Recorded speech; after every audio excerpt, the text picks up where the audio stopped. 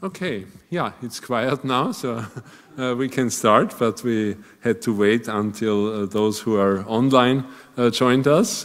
So very warm welcome from my side. My name is Michael Lang. I'm Vice Rector for Research and HR, and it's my pleasure to welcome all of you here at WU, and of course those of you who join us online.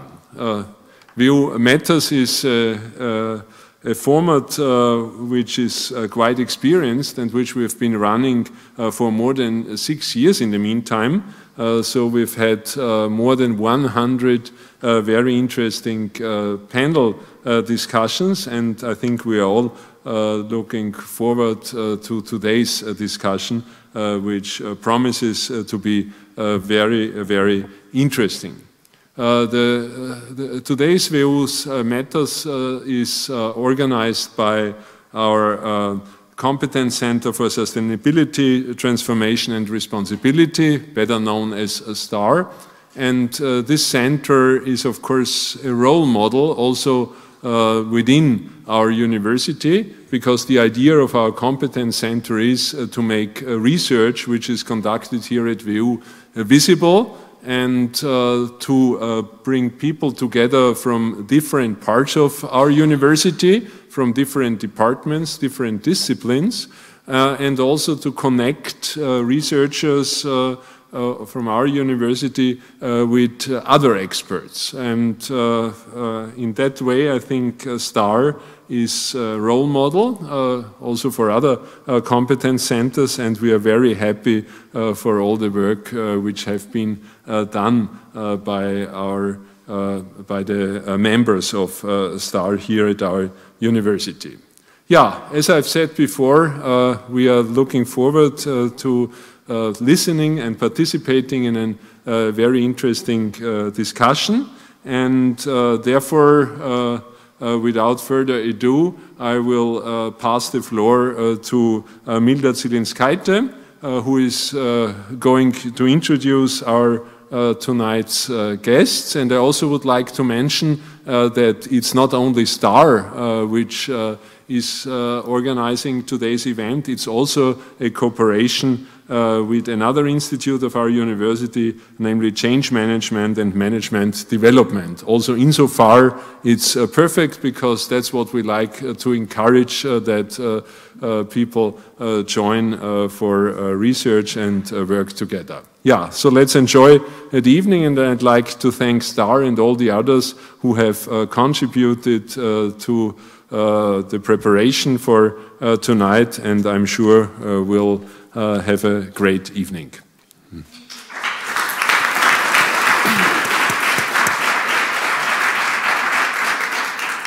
Thank you so much, and we did not prepare this speech for you, so double appreciated your kindness. I'd like to extend a really warm welcome on behalf of our Competence Center, our co-organizers. So there are a lot of people that were involved in the backstage support for the event. Manuela back there, and Johannes, right, and Simon from Marketing, Communication and IT would not be possible without you. And within our center, Rohan, Eva, and Christian, you see our roll up here. The event is really, made happen because of their support. And I'm just here to talk a lot. And my name is Milda. I actually also see a lot of familiar faces in the audience. This is wonderful. From my students, former students, to my neighbor. Wow, very nice. Who was my former student? That is really awkward. The one person I don't see here is a former student of mine who made me try insect burgers last semester, made by his company, and they're sold here at Bila. Maybe he thinks that his final course grade depended on my evaluation of those bug burgers, but it did not. I'm objective. If you're here today, I assume you care about the sustainability or unsustainability of our food system. And we all know that, from the 20th century mid and forward, the population growth and urbanization, right, led to a huge expansion of demand for food worldwide. And we also not just any food, but resource-intensive food. And we know that the production and distribution of resource-intensive food has a lot of impacts on environmental and humanitarian, right, sides of the sustainability. So I know that I am not an expert here. The first two speakers today actually will touch more about these humanitarian and environmental aspects, and then we'll be joined by the panelists. In the back of my head throughout today's event, I'll keep a question, and I invite you maybe to also think about that question. Are we at the point of no return with food production and distribution? Or are there maybe alternative pathways? And we can provide for our current demands as a global society without compromising the human and ecological health. So, simple words, is the glass half empty, half full, or maybe both? I'll be thinking about that tonight. And I'm really excited that we have a unique group of experts. You've probably never seen an artist performance here at VU Matters in combination with somebody from biotech industry and 3 VU's leading researchers on the food topic. So from VU, we'll have Christina Hollweg from the marketing department, and Doris Schneeberger and Magdalena Winkler from the Institute of Change Management and Management Development. A performance artist, co-founder of Designer Atelier, Honey and Bunny, Bunny and Honey, and the author of several books and film documentary on design, food design, Martin Hablesreiter, and Gregor Tegel, a co-founder and CEO of Orcheon, a company that to me sounds like sci-fi. It specializes in converting CO2 to clean label ingredients, and he'll tell us more about that. So we'll start with a brief keynote by Doris and Magdalena, then a very different type of keynote by Martin, and then I'll invite the panelists on the stage, and that's the plan for today. Of course, you'll have time for Q&A at the end of the event. So Doris and Lena, over to you.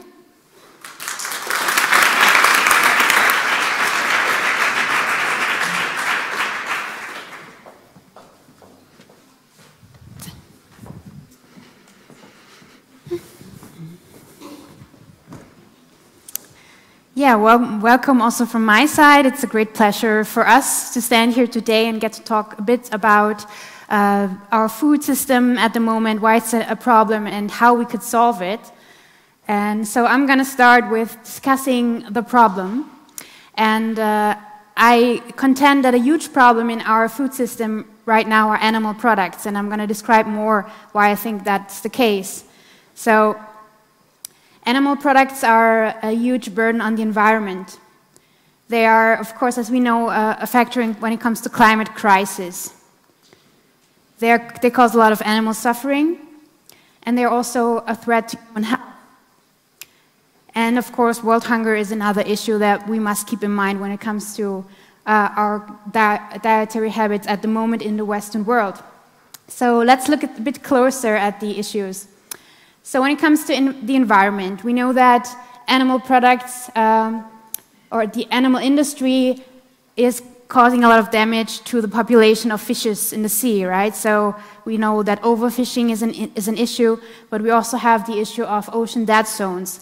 And that is because we have farms where we have a lot of waste, and this waste is then transported in the rivers to the sea, and there we have an algae bloom because it fertilizes the algae there in the sea. And then this causes fish actually to suffocate. So we don't have enough O2 in the seas, and this is why the animal industry actually causes ocean dead zones. We know that the animal industry is a huge destroyer of the rainforest. So we know that 91% of rainforest destruction is due to the animal industry. And the rate in which the rainforest is destroyed is abhorrent. So we know that 1 soccer field per second is destroyed due to how we eat, due to our eating habits of eating so much animal products. When it comes to the climate, we know that animal products cause more greenhouse gases than all the entire transport sector. So than all planes, trains, ships, cars combined. So that's a fact that many people are not aware of. So that also shows us why changing our dietary habits is such a big lever when it comes to protecting the climate. Then another factor, animal suffering. We know that more than 100,000 individuals are killed every minute. So this is an enormous amount of violence that we as humans commit to other animals.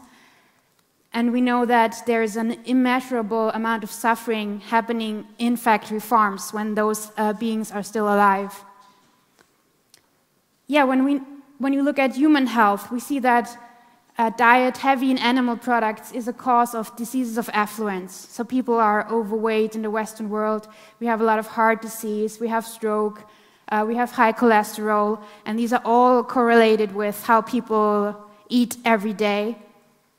We know that certain types of cancer are also a cause of eating meat and drinking milk, actually. And that's something that many people are not aware, that when eating a sausage, they're really engaging in a behavior that's causing cancer in the end. It's just like smoking a cigarette, for example, at the same level. So it's super harmful to your health as well. And we know that milk, cow's milk, is a cause of breast cancer, of prostate cancer.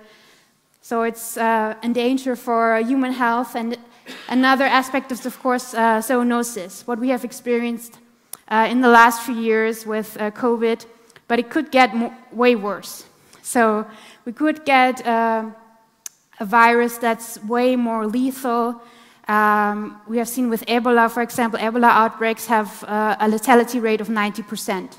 So 90% in some outbreaks of people who have contracted this virus have then died. So it's actually super dangerous for us humans, this system, this agricultural system, factory farms producing pathogens. And in the end, it could be extinction risk. So if there is a pathogen that is so lethal and really hard for us to tackle as humans, then it's also a danger to us as a species. Yeah, let's look at world hunger.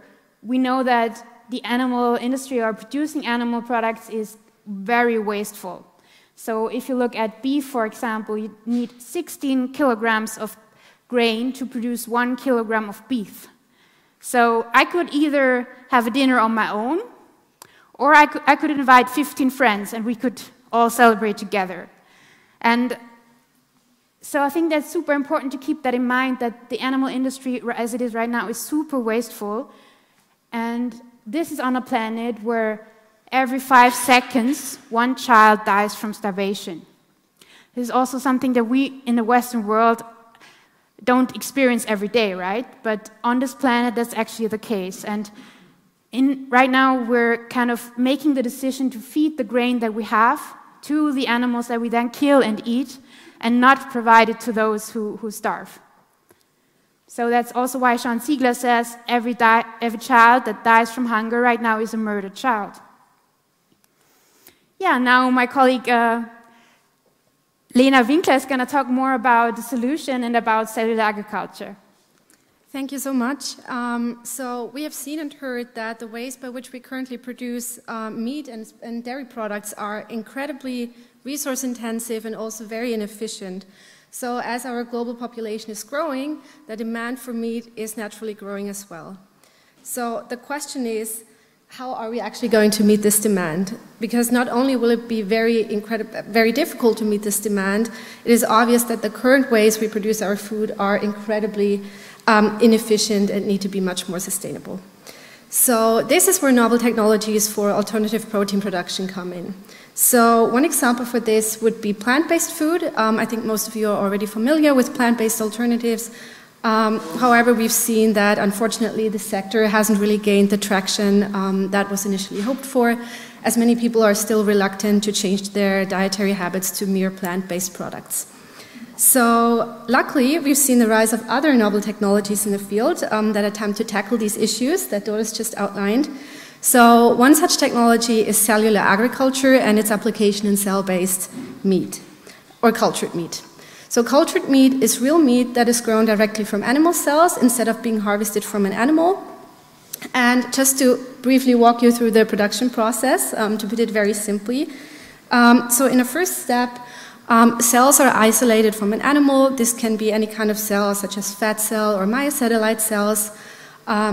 This is done painlessly, usually with use of a biopsy. In a second step, the cells are then cultivated. Usually they're put into a bioreactor that includes a mix of nutrients to help them grow.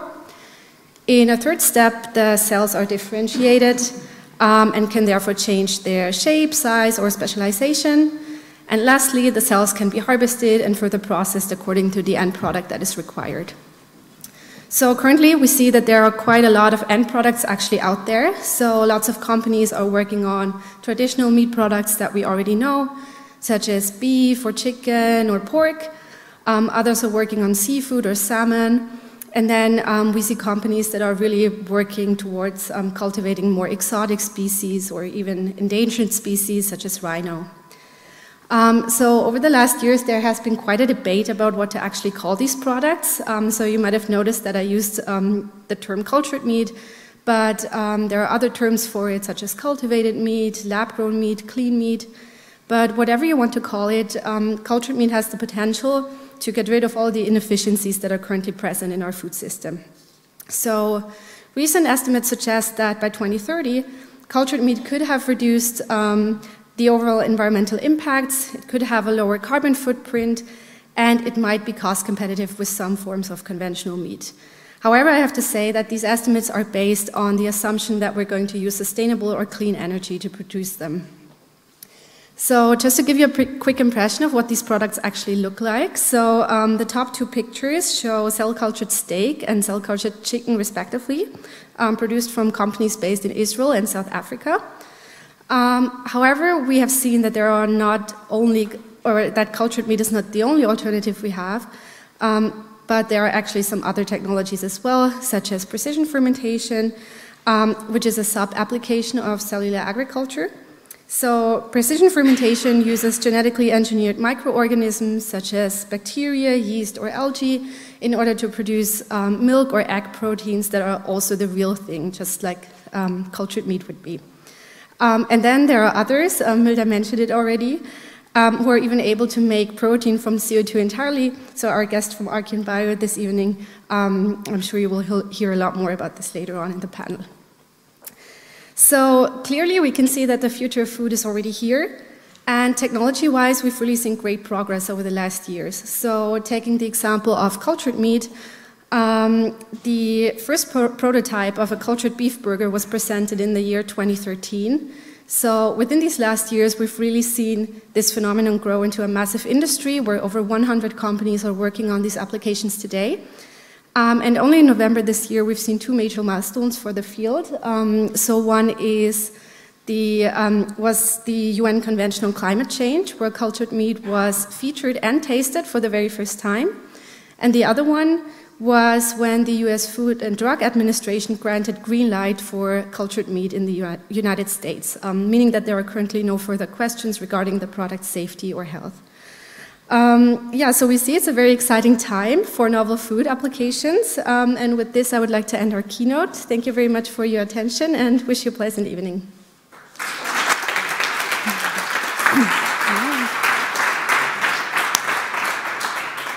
Thank you both so much. I'm sure there's a lot of food for thought. I'm so glad I get to use that metaphor almost literally for the first time.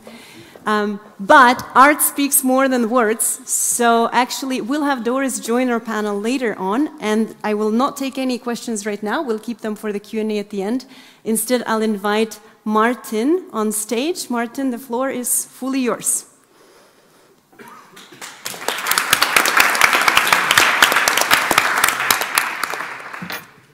Is it on? Yeah.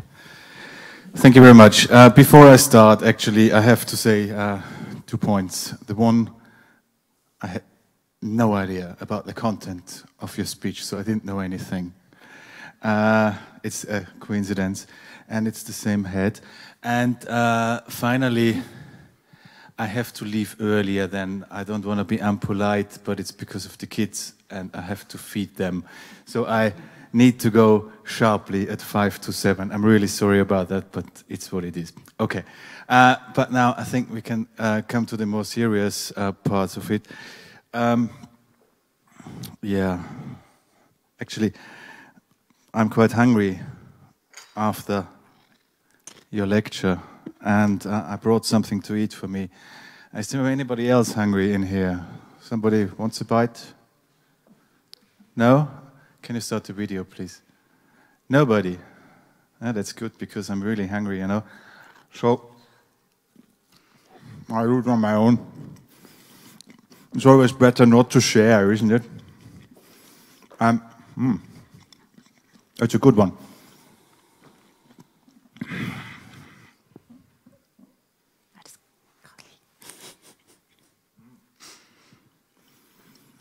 It's a bit about the history of human being, not of animal. But I know we have to stop to eat animals. I know that. It's a pity. This fucking climate change, you know. This fucking climate change is just about fasting. That's so depressing, really. It's good. But yes, it's our own future, and we eat ourselves, so we shouldn't eat it anymore. Let's stop it. A bit dirty.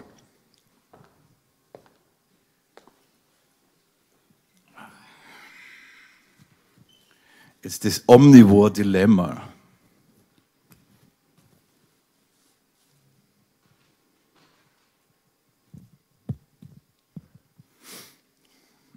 Yeah. Let's go a little bit further. I want to talk about sugar, maybe. Sugar is better, isn't it? Sugar is not animal. It's vegan. It's fantastic. It's sweet. It's nice. It's sexy. It tastes good, sweet. And it's pure energy. It's fantastic. And it's really important for the European history. It's a masterpiece of globalized capitalism. Did you know that? So, some years ago, British businessmen went down to West Africa and they bought some labor there.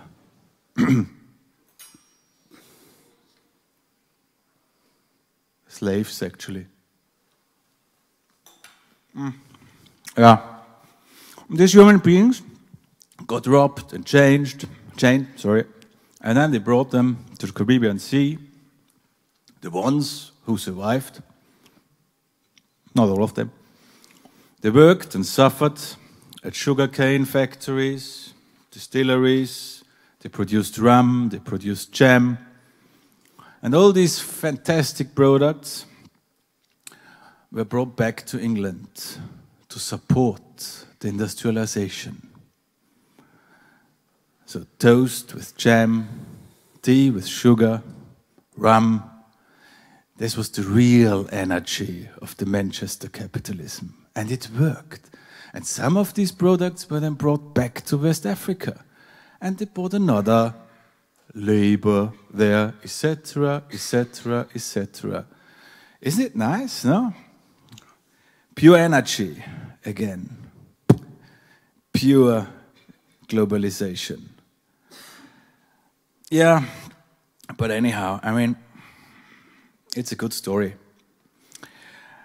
The funny part is that we think we could change the system at the cash desk of a supermarket.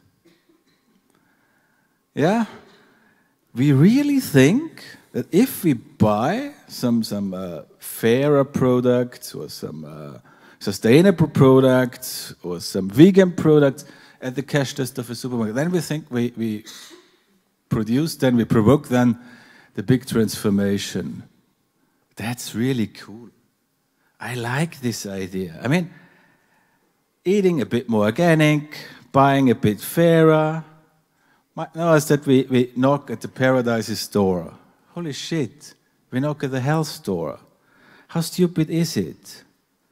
We do accept that somebody else is feeding us, you know? We think that they do it for us.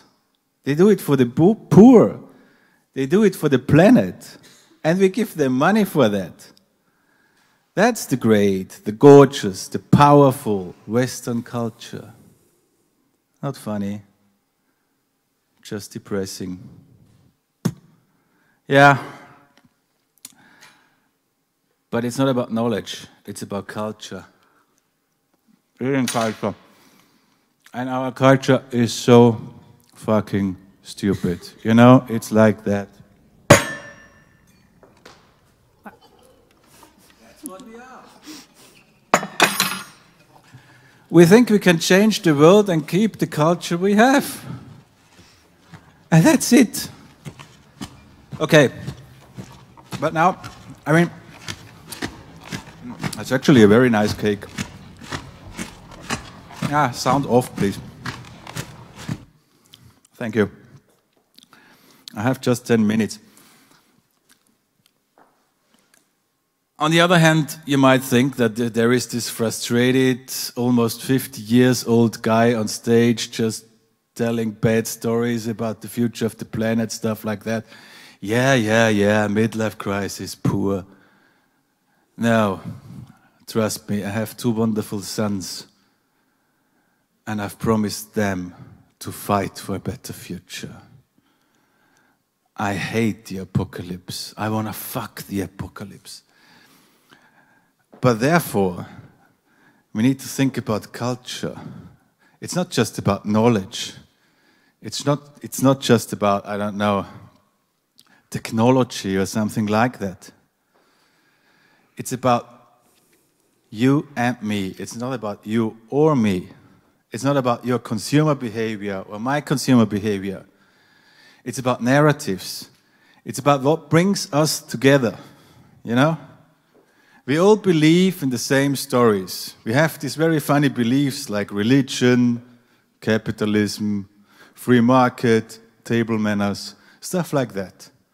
That's actually something which is a narrative, which is a story, which makes us a group. And the problem is that we don't want to do anything else because then it's embarrassing. And trust me, it's not that bad if we do embarrassing things. So we can do a small game right now. Like, I mean, you can stand up and I ask you questions, but I don't know if you would do that. I mean, it's the University for Economy, it's not an art university. Depends on you. Actually, I want to ask you, just like, do you want to change the world, or do you want to do a transformation, or do you want to change the system, or something like that? So, would you do that? Yes, we do. Yeah, that's cool. That's a big difference. Because I hate this. Yes, we can. I mean, we can. Of course, we can. But we need to do. That's cool. Yeah, so do. Stand up. Somebody else? Yeah, you have to. Yeah, that's true. Yeah. 4. Wow. I mean, I thought that you were boring, but not so boring. Yeah, I feel like a priest or a far-right politician. That's really nice, you know. So come on, answer the question. Do you want to change something? Yes. Come on, bit more. Do you want to change something? Yeah. Do you want to have a transformation?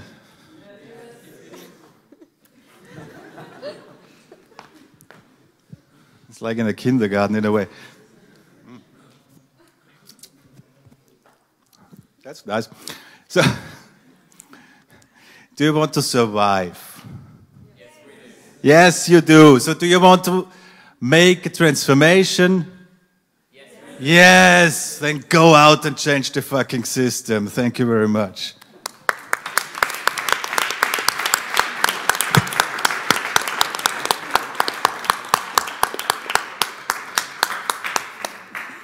I may not have any words left. But I will tell you, I'm from Eastern Europe, so I'm taking the leftovers of that cake and I will not waste a bite of it, or my grandma would turn over in her grave if I did. So we're gonna make sure there's no food waste. I'm gonna invite all the panelists. It was actually a bet with my son, yeah, that I would not do that. who lost. So I'll invite all the other panelists, and again, Martin will have to leave early, but we're so delighted we could grab him just until 7. So please come to the stage, and we'll all take our seats, and then we'll do a very serious discussion after this preparation.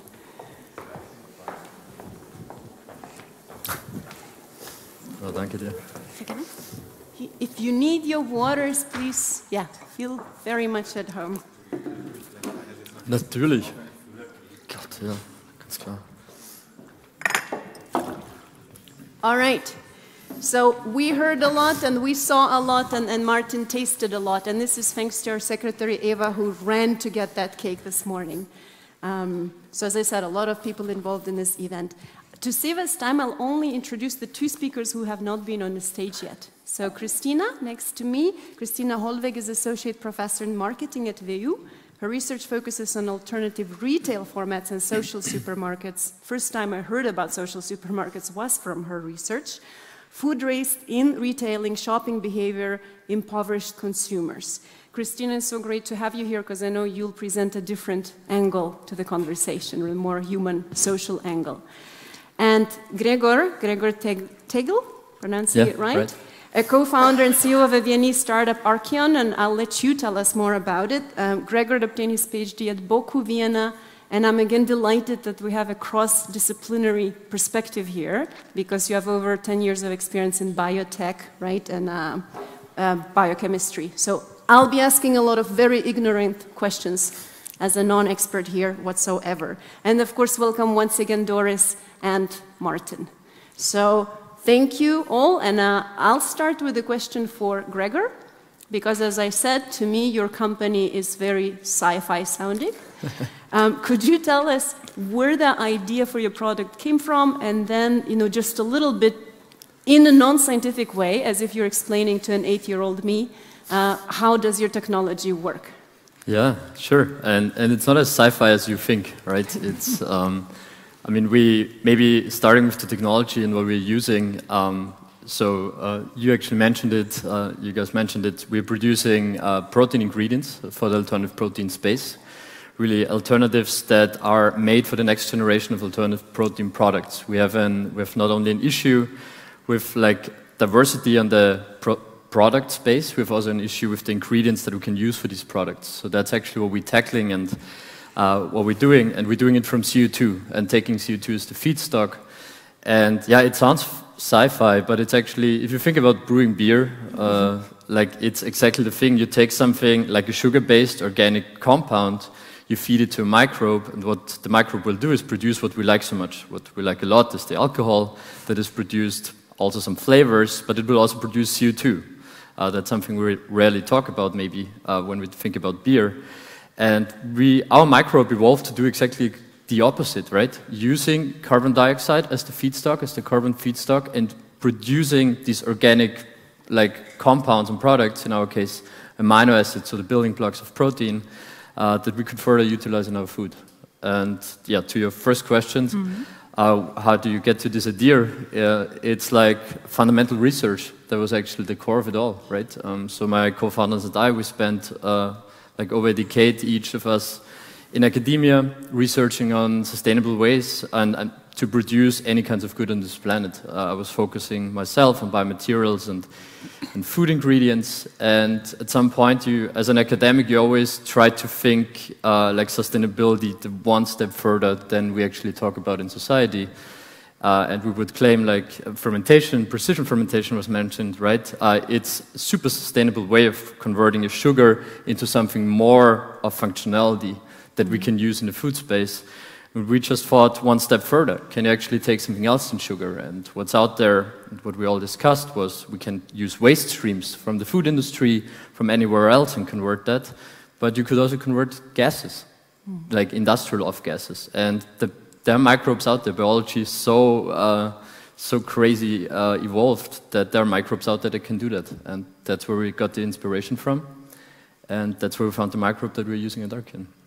We met 2 days ago, actually, and I asked you 2 stupid questions, but I will repeat them again, because they were interesting for me. We can't remember.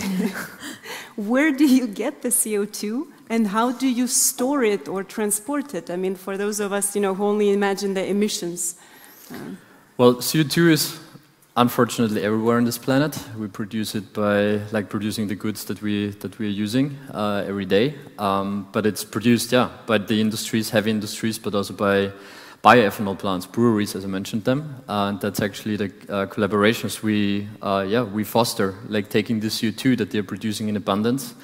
They don't have much use of it, and they can actually harvest it right to where they produce it. So I'm actually advocating for taking the CO2 and capturing it where we produce it, not blowing it up in the atmosphere again, and try to use all the energy to actually capture it again. That's what we're utilizing. On a technical side, you can bottle those gases. Gases are very expanded. That's not a sciencey thing. So you can compress them, you can even liquefy them, and you can bottle them in the end. And that's what you can conveniently transport without any danger. Thank you. So it is a bit less of a sci-fi now to me after. That is fantastic. And just very quickly, right now you sell your products to other businesses, so it's B2B mostly. Yeah, right? It's a B2B model, so we're not yet selling. We are in collaborations, providing samplers, but we still have to scale a little bit to reduce our unit costs. And but it's mostly collaborations, and it's a B2B model that we're following, right? I may come back to that question also with Christina, because she may have ideas for it. And I also told the panelists that they can feel free to ask questions each other. It doesn't have to just be a one-way conversation with me. But Christina, I'll hold back to that B2B question. But for you, on the B2C level, there's so much innovation happening too in the final consumer goods sector right now. So from the marketing perspective, how can we best market them? For example, from the product placement in the retail store, or I also am completely ignorant in the area, so. Well, there's a lot going on in the retail scene right now. I think Gregor knows best how difficult it is to get on shelf. In general, retailers love innovations. Why? Because an innovation gives them a new product in the assortment. New products are loved by consumers. Secondly, it appeals to new target groups, so there's the opportunity to create additional revenue in the sector, and innovative, sustainable products give retailers the image of being sustainable and contributing to a sustainable development. At the same time, although it's a big opportunity, it's also a big challenge for retail companies. Why? Because these products need to come on shelf. And shelf space is the big limiting factor here, because we see the shelves, if we go in there, we see there's no empty spaces. So what it means, if a new product gets on shelf, an existing one has to come out. So what is currently seen in the food sector is a huge fluctuation on shelves of retailers. The market research company GfK was investigating that 65% of products in the FMCG sector that have been listed at 1 year have not been on the shelf a year later. So huge fluctuation. The second challenge in that context is, if assortments are growing, retailers need to create additional space. So sometimes we see that new shelves are being put out for vegan products, or quite recently, another experiment, creating a big zone in a retail store where it just have plant-based products. Yeah? It's a store in the 6th district where a huge part of the store space was dedicated to plant-based products. So retailers are experimenting how to put all these products on shelf, and shelf space is a huge limitation. And I'm not from Austria, so it was news to me. Not really surprising, but you're the one who told me that the market is monopolized, or there are 3 big companies that run the food retail business more or less.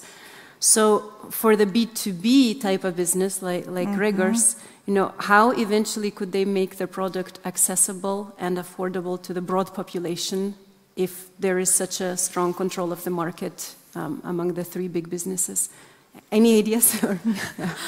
I think if we had a solution already, we'd probably be well off. To get on the market with these innovative food ideas, I think it's 3 success factors, in my opinion. Yeah? The first one is good marketing, and that's based on consumer research.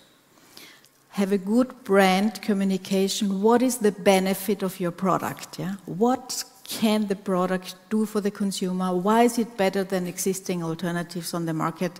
It's really understanding the consumer well.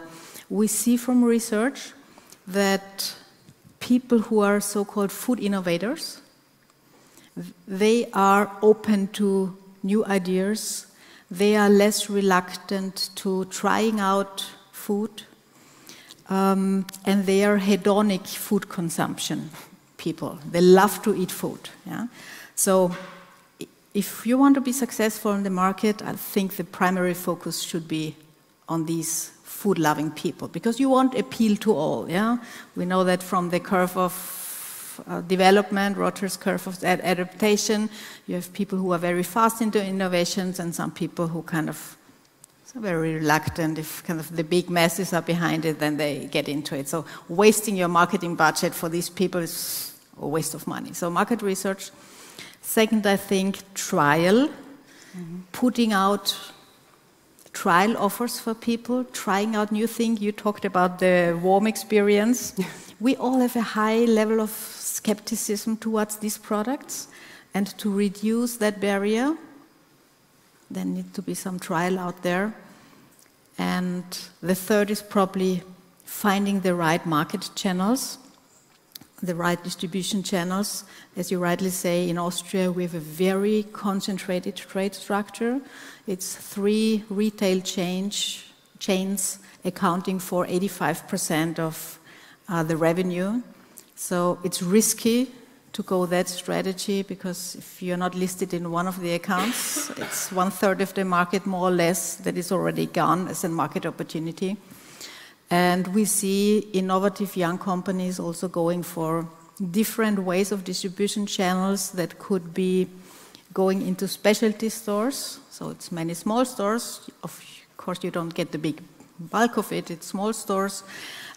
You could open the market by starting via the sector of gastronomy, going into restaurants and service sector. I think the drinks businesses are often using that, that channel.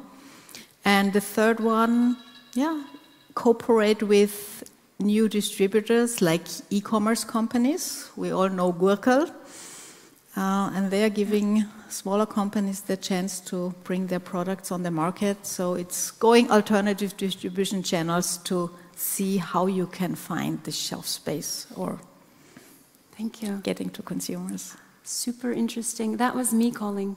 I have the powers. Because my next question is to you. But actually, Christina, you led to the next question that I have from both Martin and Doris, and I'll start with Martin just because you need to leave earlier. Because in a way, when you're talking about marketing, you were also talking about behavioral change, right? How do we adapt new habits? And that is the question, according to Hamlet. So you work in that space, you know, of a cultural dimension of what we eat and how we eat it. I think in one of your books, Martin, you say the way we eat is not biologically programmed, but culturally acquired. If you could comment more on that for business students here, and then also for you know, those of us who are interested in cross-cultural management, do cultures change? And if yes, at what speed? Because there are a lot of cross-cultural management scholars who claim that they do not, or they're too slow.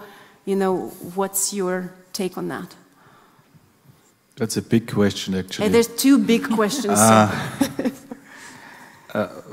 First, yes. I mean, habits change a lot. I mean, it's just look back 10 years. What did we eat 10 years ago? What we eat is also a matter of fashion than what we wear, actually. So, I mean, in the 80s, for example, we had kiwis.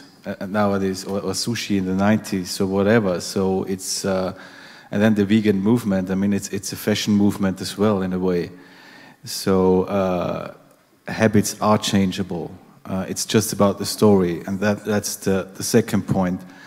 Whenever we talk about food, we think that we just like what tastes good, but we learn what we like. It's not an instinct, actually. So we especially disgust is something you learn when you are a child. Children under 2, they eat everything. They even eat shit, you know. They need to learn that shit is not good. So nowadays, we eat shit every day. That's what we buy in the supermarkets. But that's another story. And what I want to tell you is that a product without a story behind it, without a cultural research, and I would not consider it a marketing research or a marketing survey, I would say you need to know the culture you want to go in. And especially on the food sector, you see it a lot. Just to give you an example, we thought for years that we prefer red food by instinct because it reminds us to strawberries, raspberries, etc., fresh, sweet fruits. And then we went to Japan, and the Japanese said, no, we prefer white by instinct. So even these parts you learn when you're a kid. I mean, nobody tells you, but you learn it. And I can give you so many examples, like chocolate. Chocolate in England is way more crispy than what we eat, etc., etc., etc. And about changing habits, I mean, yes, of course we can do that. And it's what I meant before. If we write a narrative, if we write a story, or if we develop a story, it's way more important for a product than the product itself. Therefore, we need to understand the culture. Therefore, we need to understand the eating habits. Therefore, we need to understand combinations, for example. So what people like to combine. I mean, we have in Europe, for example, we have this stupid idea that we always need to eat the soup before the main dish. Yeah. It's really necessary. And then, I mean, I've used to live in Japan for a year, and Japanese, I remember one story, then I'm finished. We made Wiener Schnitzel once for our boss in the architectural office, and potato salad. And they took the schnitzel with the chopsticks, and then they with a knife, like a pate, they put the potato salad on it, on top, and I said, it's a very nice potato sauce. And then they ate it like this. And I was, how can you do that? I mean, of course you can do that. What's the problem with it? So we can change everything, and that's the good thing with culture. The culture is always human-made. That's also the big advantage of the transformation. Whatever we eat, whenever, however, with whom, the ingredients, whatever, is just based on the culture you are in, you know? It's your historical background, your social background, your national background, whatever, your sex, your gender, your age, your beliefs, but you can change it every day. There is nothing about nature behind what you eat. Thank you so much. And do Japanese eat soup in the middle or at the end of the meal, like South Koreans often do? They eat it at the end, and there is a very, very famous movie from Austria. It's called Indian. It's actually from the 90s. It's done by two comedians, and there's a very famous question when one asks the other one, is it really true that the Japanese eat the soup at the end? I did not know that. and yes, it's true. So the miso soup comes at the end. Thank you, Martin. If you need to go, I'll let you run. Or I need to, I'm really sorry. Thank you so much. But I have a question for Doris that builds on that, because you're in the management department here, but I know your secret. You have background in philosophy, and you're doing something with psychology right now as well. So it is extremely interdisciplinary. Could you comment on the main obstacles for changing that individual level of behavior, you know, for us as individuals? Thanks, Martin. Dankeschön.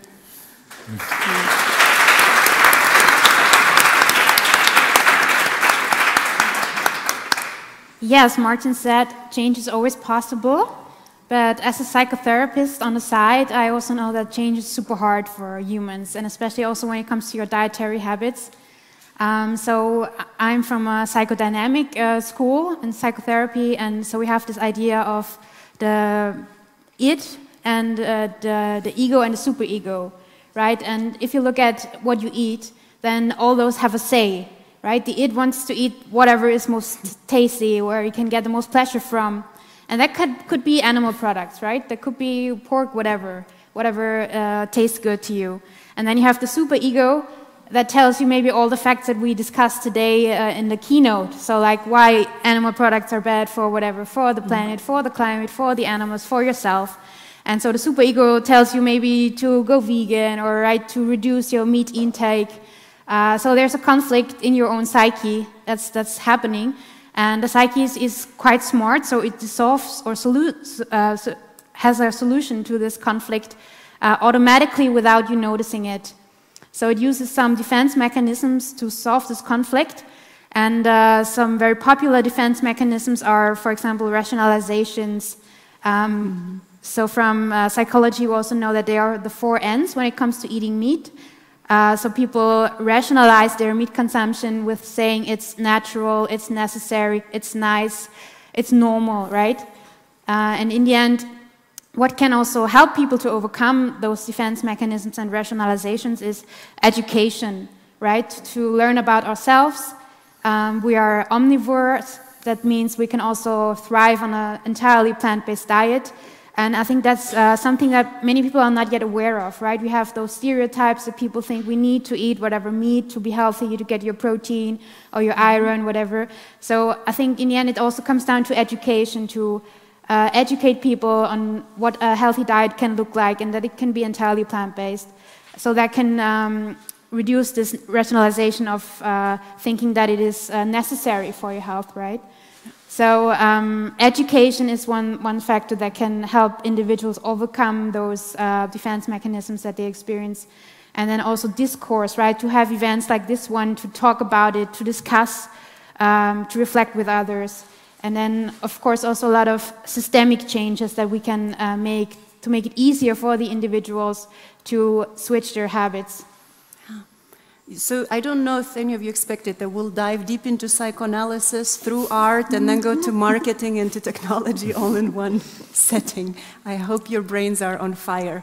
Thank you, Doris. Actually, you touched upon taste, and we talked about taste when we met to discuss this event on Monday a lot, that we need to also bring back the taste into the discussion, right? That it doesn't just have to be good or out of moral reasons, things have to taste good. I'll get back to the tech part now, so I'm jumping like this. Gregor, your website says, impressive, in your production, 0% CO2 emissions, kind of makes sense with what you do, 99% less land, which is also very important for sustainable development, and 0.01% of water in comparison to conventional agriculture.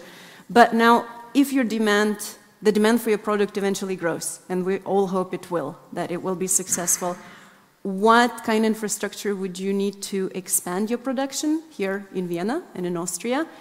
And you can comment on the logistics and tech part, but maybe also the legislative infrastructure. What is needed for companies like Archeon to thrive, because we need you to thrive.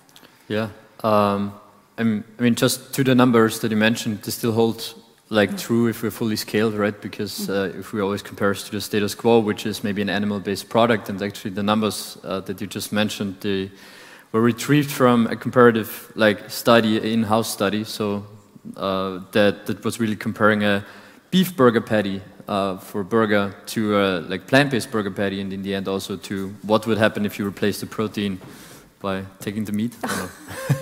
That was part of the agreement. and taking the plant-based burger patty, replacing the plant protein with archeons, and that's where the numbers come from. Of course, with the CO2 emissions not happening in our case because we consume CO2.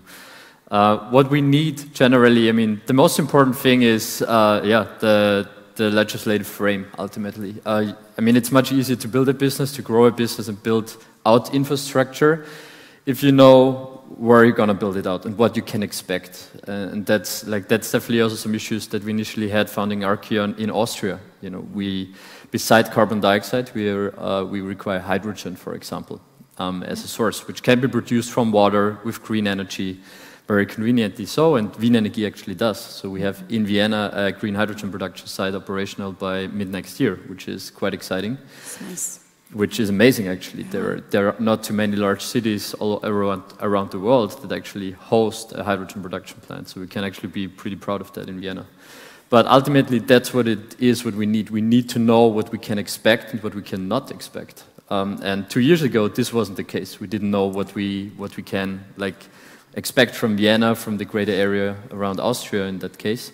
So I think that's the most important part. If we know in which frame we actually have to grow a business, that's, I think, the most important thing for me now, looking back the last 2 years. Yeah. And I guess you know the other businesses in the area. Also, I'm sure it's a handful, and a lot of them are your colleagues or competitors. Do you feel that overall, this food tech innovation sector in Vienna is right now on the growth, or is there a spike that you're seeing, or are you kind of plateau after COVID and everything?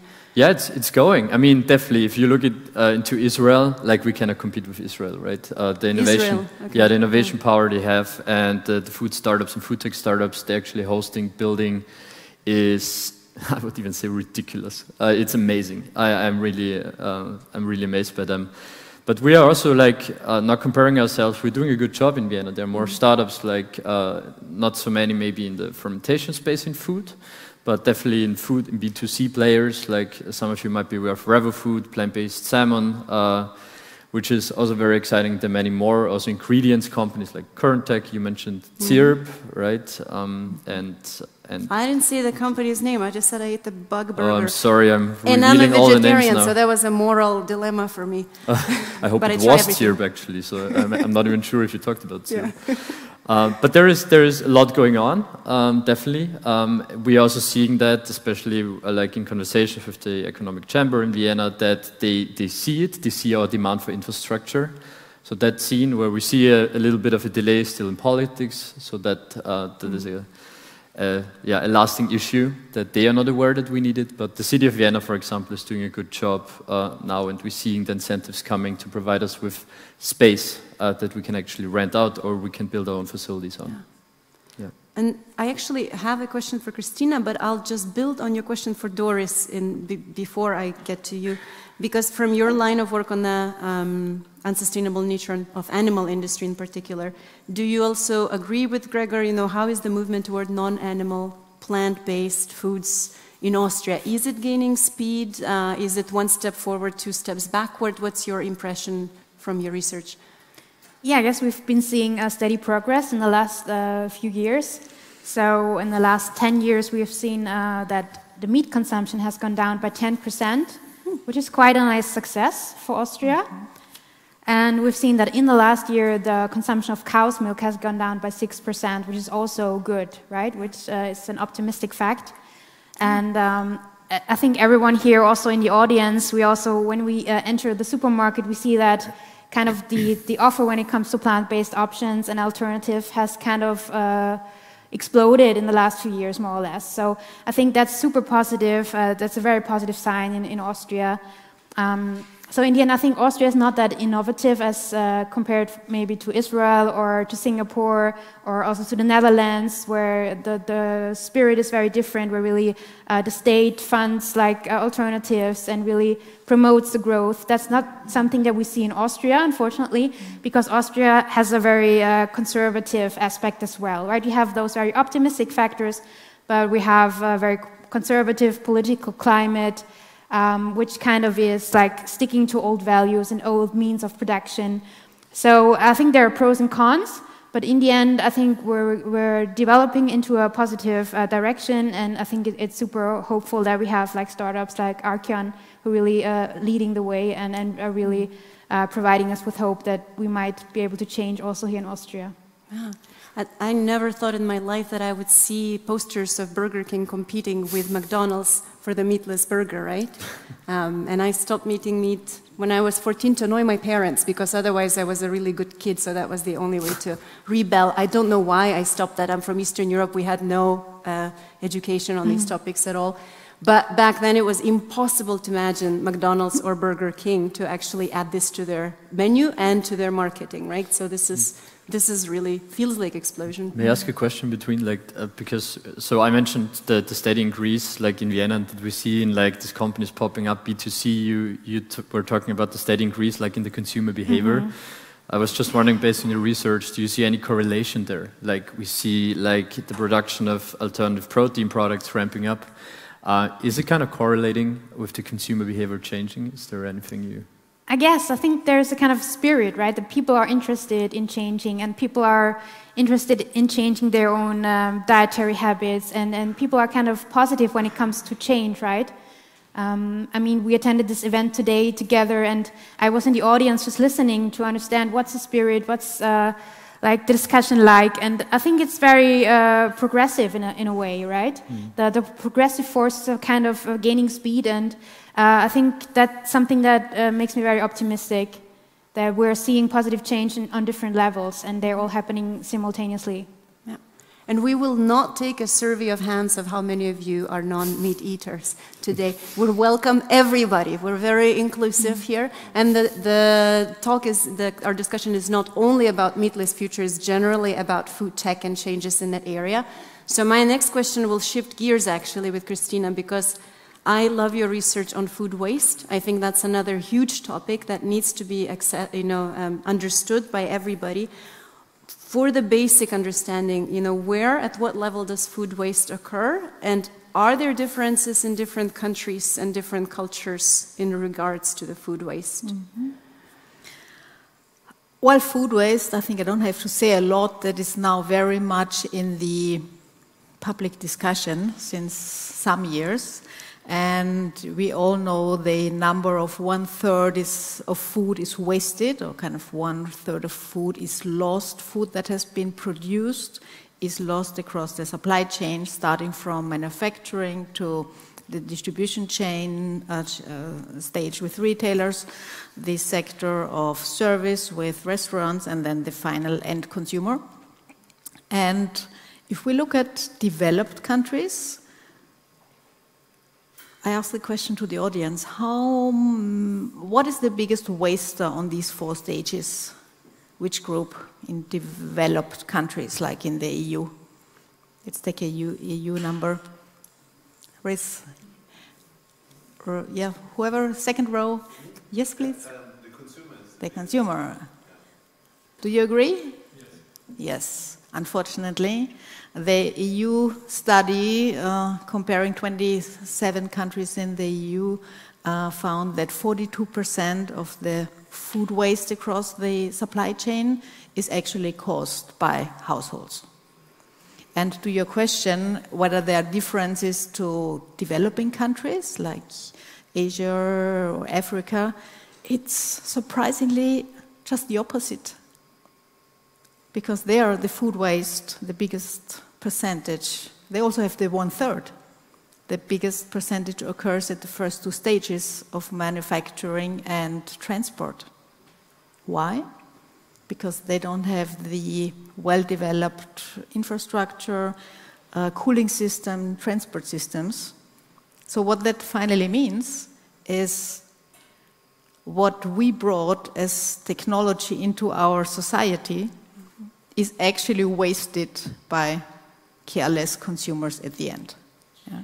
So we have been talking about creating new food to better serve society, to creating sustainable food behavior, but actually I think in the same level we have to look at how can we reduce this 1/3 that is already here, that is food that has been produced, make it available also to consumer groups that don't have the opportunity to have access to affordable food. So the question here is always, we'll probably get to the pricing point here. Food waste is also very much influenced by the price level, yeah? Because we have very good food in Austria. I just wanted to say, because we mentioned Austria as being very innovative. I think we are lucky to be in Austria, because on the one hand side, we have a very good distribution of food stores. We don't have the issue of so-called food deserts, which some countries do, where you drive, I don't know how many miles to even get to a store. Austria has the highest density of stores across Europe. And secondly, the quality of food, my opinion, although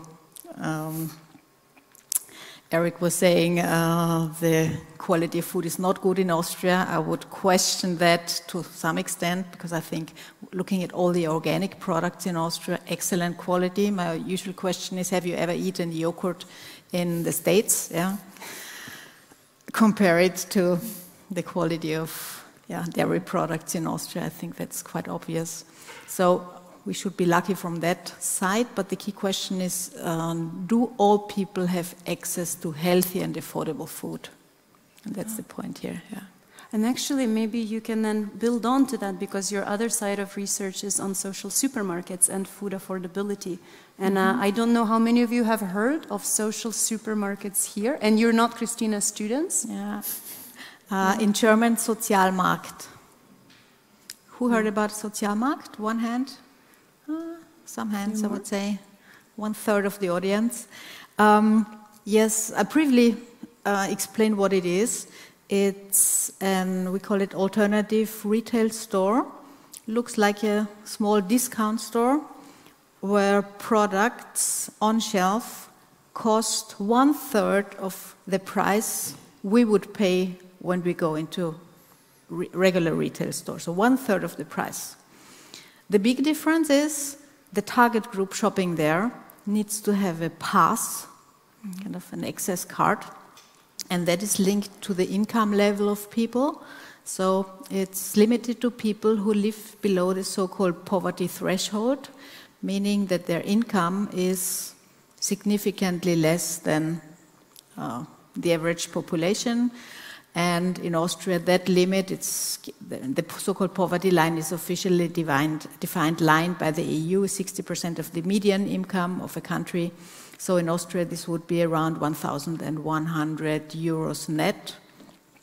And people who fall into that, or below that barrier, can get a pass into social supermarkets and get these products at a significantly reduced price. And the products come from, that's the second important part, the products come from retailers and manufacturers who pass on products that are unsaleable for whatever reason. So it could be wrong packaging, it could be being close to expiration dates.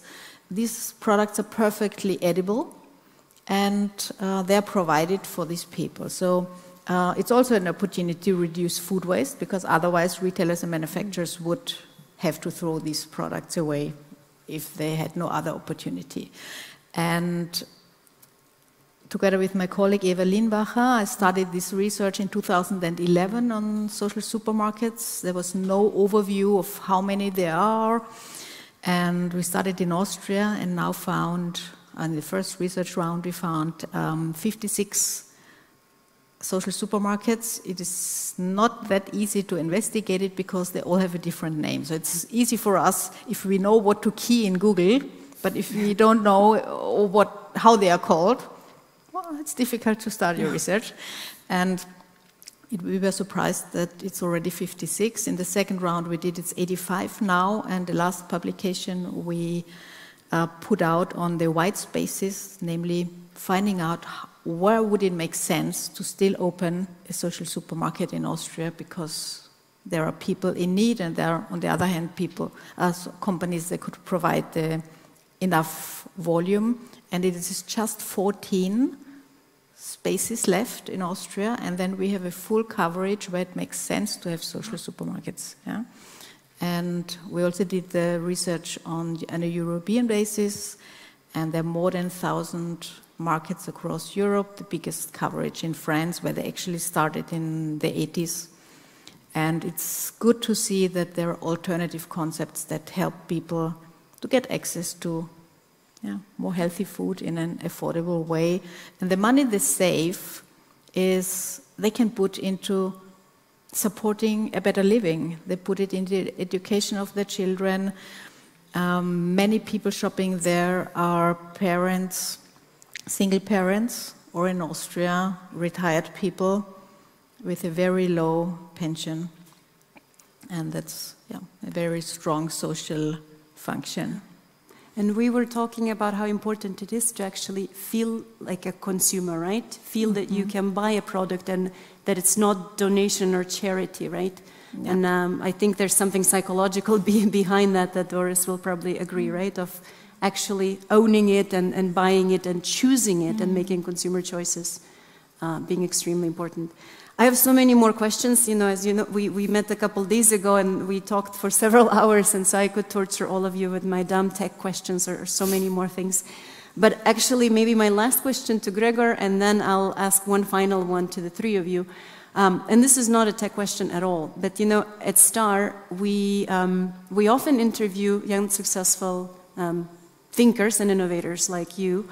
And by the way, Archeon has had a huge investment success recently, so it was in the news everywhere. Very, very good, attracted big numbers.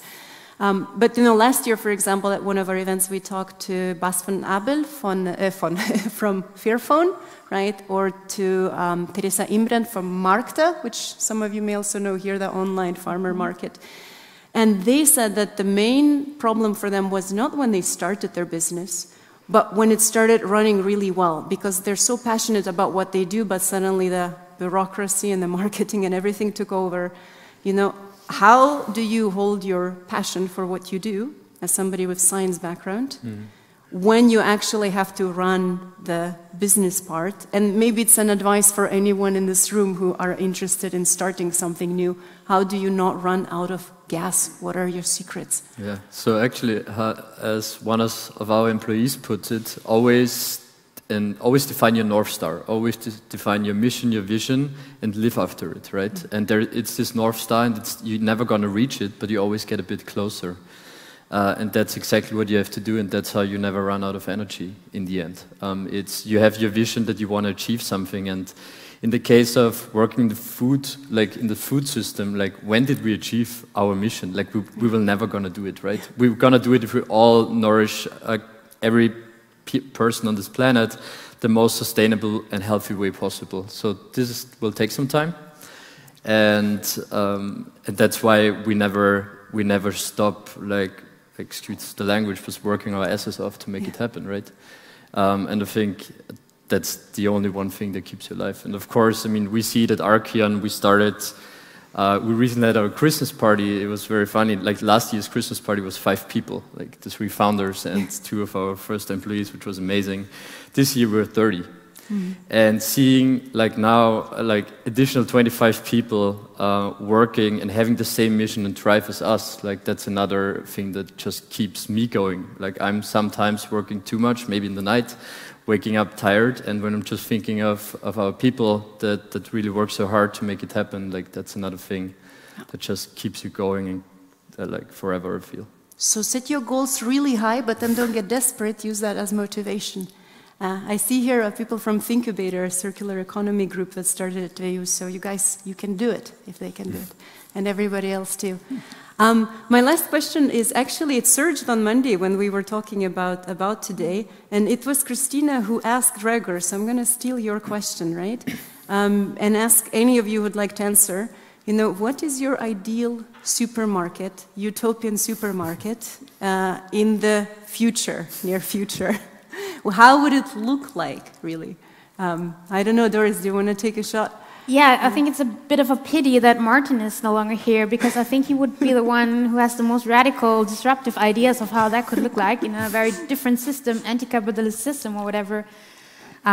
So I think I'm not that radical, but I'm also forward-thinking, forward-wishing, that we have mainly cultivated animal products and precision fermentation that we see there, that we have really this change in the system that we have seen in other industries. For example, when it comes to mobility, people don't use their horse carriages anymore to get from A to B. They don't.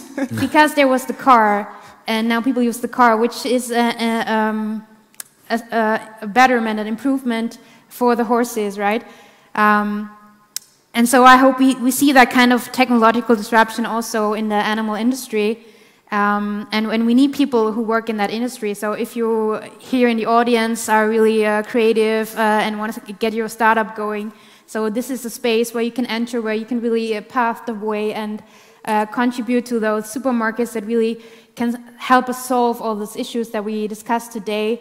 And we need change quickly, right? We see with the climate crisis, with the animal suffering, these are very immediate crises happening right now. So we need people in that field creating those supermarkets that will be so much better than we have them right now. I mean, I totally agree with Christina that we're super lucky here in Austria, right? We have a very great space for us to choose all this kind of products and have really great quality. So I think we're very lucky right now, but I'm also very optimistic that we can see a tremendous change. Thank you. Thank you for the optimistic note. This is good for the ending. Gregor, how does your ideal utopian supermarket look like? Yeah, I still remember the conversation, and if it's really about like the ideal supermarket, if I could choose, it's definitely rewarding the size of the animal-based product shelves and the plant-based ones. A much larger space for fresh produce, which comes with like a red tail of measures that we have to take, right? We have to produce it most likely regional to actually get them in this abundance. So I think fresh produce is the most magic and healthy and tasty food you can eat. So let's enlarge in that one. Yeah, sure. I mean, don't ask me for a wish list. I could speak for 1 hour. But it's then definitely like make the aisles smaller that have the highly processed foods. I'm not against highly processed because it doesn't mean unhealthy per se. But it means maybe being smarter with the highly processed foods that we are producing and just narrow the range that we can choose from because we are far from rational if we walk through these aisles at the moment. So yeah, that's how it would look like. Lots of fresh produce and so on. It's almost Christmas time, so you can make a long wish list, and we'll check in 10 years. You know what I would add to your dream supermarket is the fresh produce of all shapes and kinds, because I really get bothered that those apples look too perfect, right? So, and I grew up with a garden, and I know how apples can look like. They can be of amazing shapes, like tomatoes, like any other produce. So, I would add that for the food waste conversation too. Christina, would you like to take up your own question? I did not tell you I'll be asking that, but. Well, my wish would be to see more smaller companies, more startup companies like you getting the opportunity to get into these supermarkets. I don't know how this is going to be implemented, but maybe there would be an aisle of try out these new products. There's so many great ideas out there. We see initiatives where people are growing their own food now, community-supported agriculture, CSAs. There are about 200 kind of food corporations in Austria. And the reason behind why they're doing it is they want to be closer to food. They want to have the opportunity and the haptic of, what growing your own food is. We talked about, having the pleasure to grow up in a garden. My mother also has a fantastic garden. We could try out how a fresh carrot tastes, how these small radishes taste in spring, when they're really sharp. No comparison to what you get in the store that is watery. Yeah. And I would love supermarkets to be closer to these products and closer to innovative ideas, because that also is something consumers really enjoy. closer to the tomatoes that make us cry because they taste so good. And I did see an Austrian colleague of mine tear up last year after trying a real organic tomato near the Neusiedler See. So if you don't know real tomato taste, please go outside of your regular supermarket. I want to thank you so much. We have about 5 to 7 minutes for questions. And again, I know we could talk for much longer than that, but good news, there are snacks and drinks right outside, and you can catch some of our speakers, and you can exchange ideas, and start new startups after that. But I will use the 5 minutes for any questions from the audience. And we are, as you know, live on YouTube, so I also am looking at the chat here.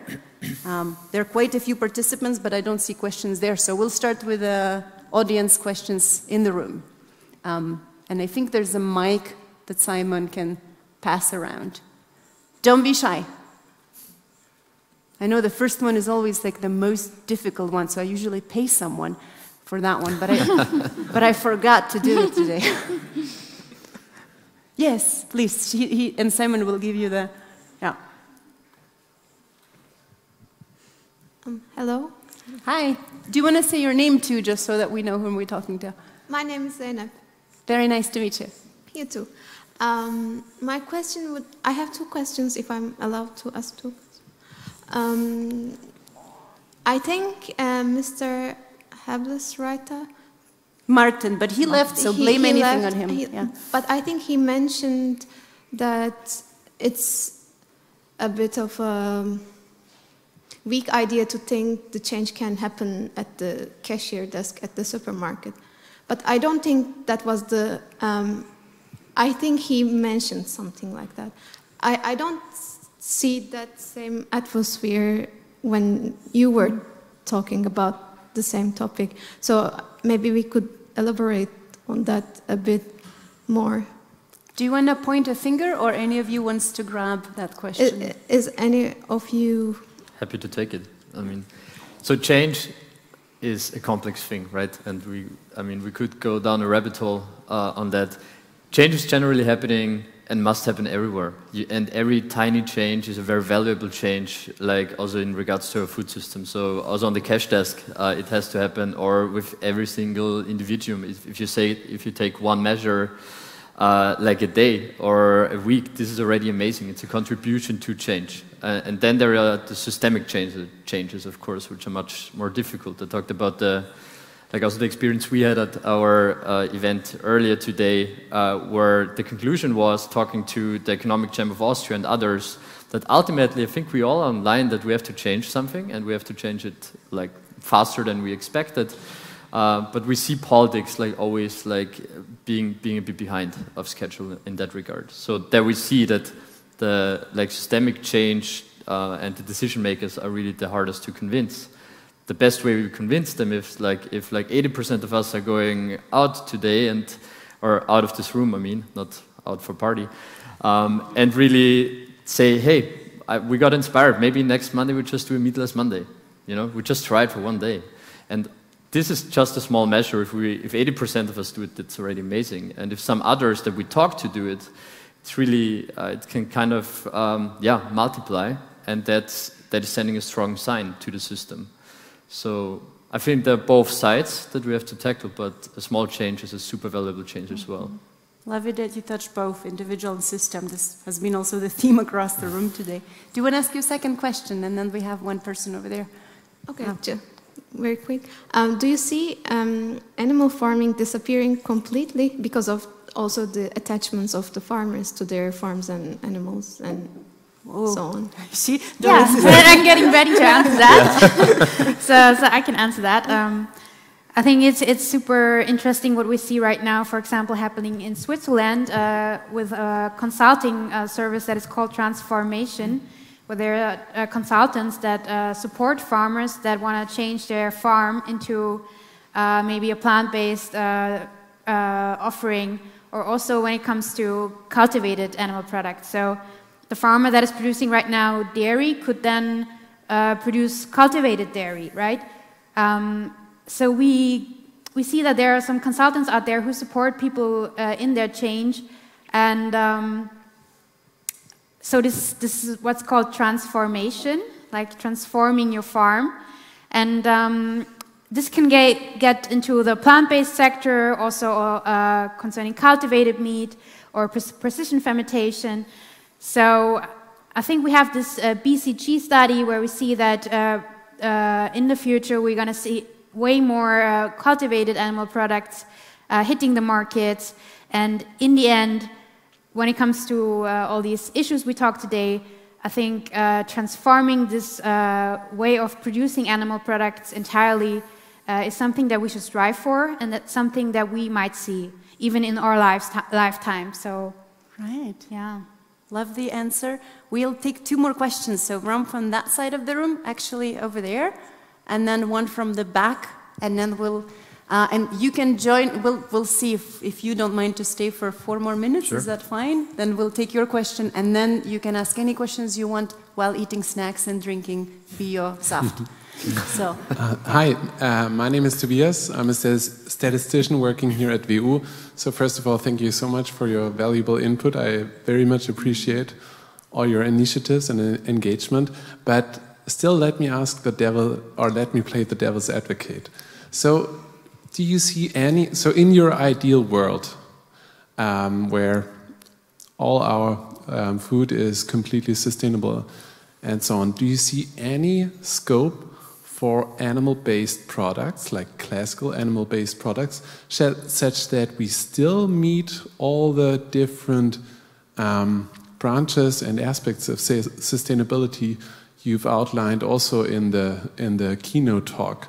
So do you see any scopes, and maybe at what level can you quantify that as a percentage of today's animal-based food consumption? Yeah, thank you so much. Brilliant. Whom do you want to ask? We don't have time for all 3. Whatever, I can start, you guys continue. Like, let's step even out of our ideal world. Let's go back to the real world. And I think, like, definitely it has a place. Animal-based products will always have a space. I think it's not about banning animal-based products. It's about producing them much smarter than we do right now. Just, you mentioned perfectly in the talk, animal suffering and all what is going on, right? We have so many issues associated with it. If we eliminate a large range of these issues outlined by you in the talk, and we can still produce animal-based products, yes, perfectly, and they will have its space. They will always have a space. Cultural, like, adoption is also a thing in that regard, right? We will always like meat. Meat is tasty by nature as well, but definitely not to the extent that we have it currently. But definitely, it has its space. That's what I think. I don't know what you would say. I fully agree. Especially in Austria, we have great farmers.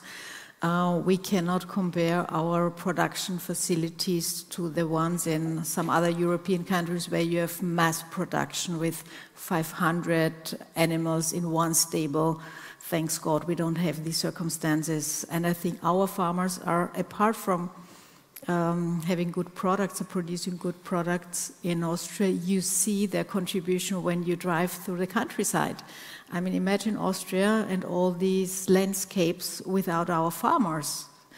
I think they're also doing a big job for society by keeping the environment clean and tidy. So,